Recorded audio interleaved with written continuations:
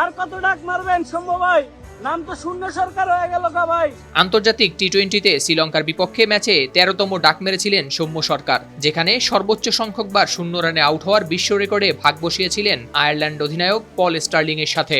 সৌম্যর কল্যাণেই এখন শুধু একাই স্টার্লিংকে রসিকতার শিকার হতে হবে না, ভাগটা নিতে হবে তাকেও।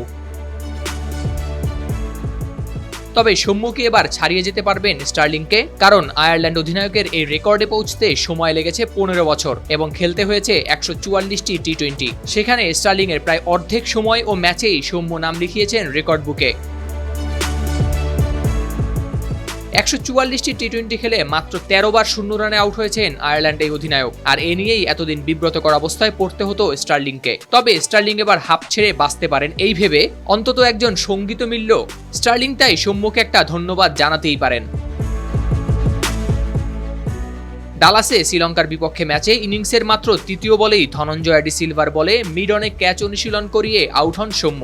আউট হওয়ার পর তার মুখের দিকে তাকানো যাচ্ছিল না, যেন রাজ্যের আধার ভর করেছে তার উপর। বোঝাই যাচ্ছিল শটটি ছিল অনিয়ন্ত্রিত এবং ভুল। কিন্তু কথায় আছে, কারো পৌষ মাস কারো সর্বনাশ।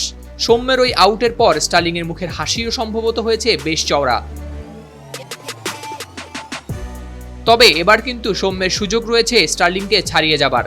আজ দক্ষিণ আফ্রিকার বিপক্ষেই লুফে নিতে পারেন সেই সুযোগ। অন্য কোনো রেকর্ড না হোক, অন্তত এটা তো বলতে পারবেন টি-20তে শূন্য রানের রেকর্ডটি এবার তার দখলে।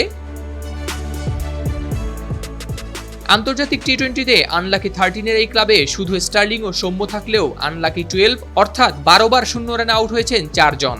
এর মধ্যে 2 জন প্রায় অচেনা, একজন বেশ পরিচিত এবং অন্যজন বলতে গেলে কিংবদন্তি।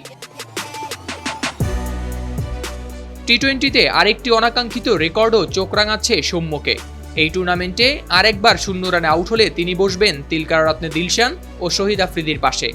টি-20 বিশ্বকাপে সর্বোচ্চ 5 বার শূন্য রানে আউট হওয়ার রেকর্ড দুই কিংবদন্তির। সৌম্য 4 বার আউট হয়েছেন শূন্য রানে, অর্থাৎ আর 2 বার এভাবে আউট হলেই রেকর্ডটির একক মালিক হবেন তিনি।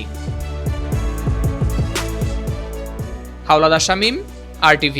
আর কত ডাক মারবেন সৌম্য ভাই? নাম তো শূন্য সরকার হয়ে গেল কা ভাই।